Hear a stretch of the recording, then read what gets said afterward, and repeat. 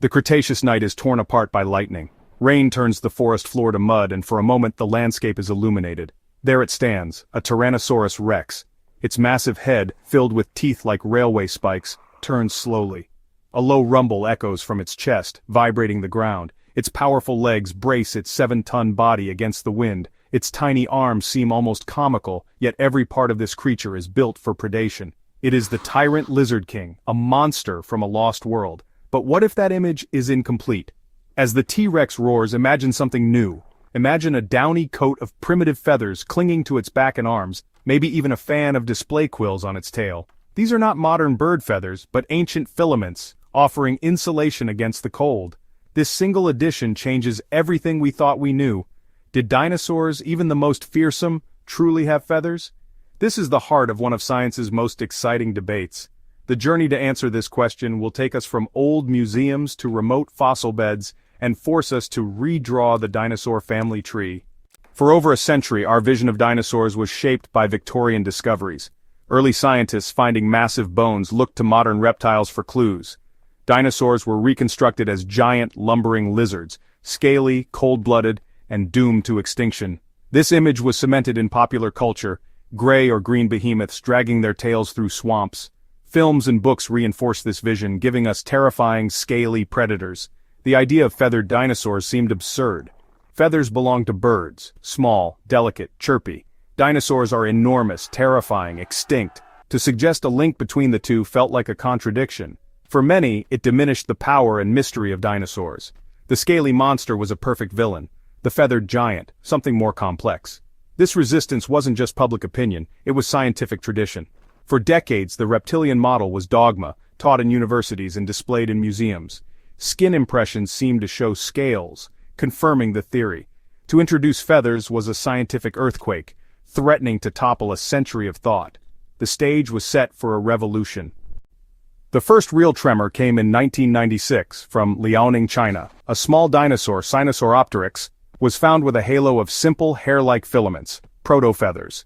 For the first time there was undeniable proof, a non-avian dinosaur covered in feathery fuzz. This fossil opened the floodgates. The Liaoning beds became a treasure trove of feathered dinosaurs, Caudipteryx with veined feathers, Microraptor with 4 wings. These were not just fuzzy outlines but complex structures identical to modern bird feathers. Feathers were widespread, especially among theropods, the group that includes Velociraptor and T-Rex. Early relatives of T-Rex, like DeLong and the giant Yutyrannus, were found covered in feathers. The evidence pointed to a startling conclusion. Feathers were common in the Tyrannosaur family tree. These discoveries linked dinosaurs directly to birds. Archaeopteryx, long known as the first bird, had both feathers and dinosaur features. The Chinese fossils filled in the evolutionary gap. They showed a clear sequence, from simple filaments to complex flight feathers, and finally to birds. The whispers from the stone were becoming a roar, the old image of dinosaurs was crumbling, a new feathered reality was emerging. Not everyone was convinced by the feathered fossils. Some scientists argued that the proto-feathers might be decayed collagen fibers, not true feathers. The Liaoning fossils came from a rare environment, fine volcanic ash that preserved soft tissues. Critics warned against generalizing from a few lucky finds. The case of T-Rex was especially contentious. While its smaller, earlier relative Yutyrannus was feathered, T-Rex was much larger and lived in a warmer climate. Some argued that a giant predator would risk overheating if covered in feathers, much like modern elephants are hairless. Perhaps early tyrannosaurs had feathers, but the giants lost them, retaining only scales. Tiny patches of T-Rex skin, impressions show pebbly scales, not feathers. Proponents of a scaly T-Rex pointed to these as direct evidence. The skin patches come from the neck, pelvis, and tail. If T-Rex had feathers, where are they? The debate was far from over. The case for purely scaly giants still had a leg to stand on. The fossil record, as always, left room for doubt. The scientific community erupted in debate. Dr. Mark Norell, a leader in feathered dinosaur discoveries, argued the evidence was overwhelming. Hundreds of feathered, non-avian dinosaur specimens had been found. The debate, he said, was now about which dinosaurs had feathers, and when. On the other side, critics like Dr. John Rubin pointed to differences in biology. He argued that theropod lungs differed from birds, and that protofeathers might be degraded collagen. Even among feather advocates there was nuance. Dr. Paul Barrett noted that Yutyrannus proved even giant theropods could have feathers, but T-Rex skin impressions showed scales. Perhaps T-Rex was only partially feathered, or lost most feathers as it grew. These disagreements are science's strength. Every claim is tested, every alternative explored. Dr. Philip Currie summarized, "The initial reaction to feathered dinosaurs was shock, then skepticism, and now acceptance. The key is to keep digging. Every new fossil adds to the puzzle." The T-Rex debate pushes us to refine our theories and look for subtle evidence. Through this process, a clearer picture of the past emerges. The debate is not a weakness but a sign of science at work. The story of feathered dinosaurs is still being written. Each discovery brings us closer to the truth. The past is alive with questions. Let's meet some of these incredible feathered dinosaurs. In ancient China, a pack of Microraptor, no bigger than cats, scurry through the undergrowth covered in reddish-brown filaments. Their protofeathers offer insulation, not flight. In the trees, Microraptor glides from branch to branch on 4 wings, feathers for movement, not just warmth. Microraptor shows the experimental phase of avian evolution. Not all feathered dinosaurs were small. Yutyrannus huali, a 9-meter predator, was covered in long, shaggy filaments. Its feathers provided insulation in a cooler climate, proving even giants could be fluffy. But many dinosaurs remained scaly. Sauropods like Diplodocus, armored dinosaurs like Stegosaurus and Ankylosaurus, and horned dinosaurs like Triceratops show no evidence of feathers. Carnotaurus, a strange South American theropod, was entirely scaly. The world of dinosaurs was diverse. Some lineages embraced feathers, others stayed reptilian. Feathers were not universal, but they were revolutionary. The dinosaur world was more varied than we ever imagined.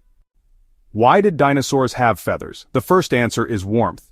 Early protofeathers, like those on Sinosauropteryx, trapped air for insulation. This suggests some dinosaurs were active, warm-blooded animals. But feathers evolved new roles. Caudipteryx had tail fans for display, likely used in courtship or to intimidate rivals. Feathers became billboards, broadcasting messages. They also offered camouflage, breaking up outlines and helping dinosaurs hide. Some feathers may have acted as sensory bristles like whiskers. Finally, feathers enabled flight, but only after millions of years of evolution. The journey began with warmth, moved to display and camouflage, and ended with flight. The feather is a marvel of evolution, repurposed again and again. Dinosaurs were not just monsters, they were innovators. Their feathers tell a story of adaptation and change.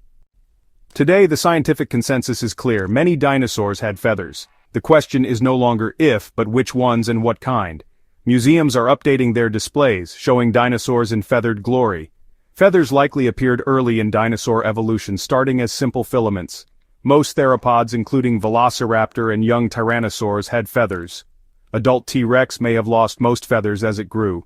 Other groups, sauropods, stegosaurs, horned dinosaurs, show no clear evidence of feathers. But oddballs like Tianyulong and Colindodromeus hint that feather-like structures may have been widespread. The story is still unfolding. The Mesozoic was a world of color and texture, not just drab green monsters. Imagine herds of scaly Triceratops alongside flocks of feathered dinosaurs. Dinosaurs are more magnificent, not less, for their feathers. They are a testament to evolution's creativity. The past is more vibrant than we ever dreamed.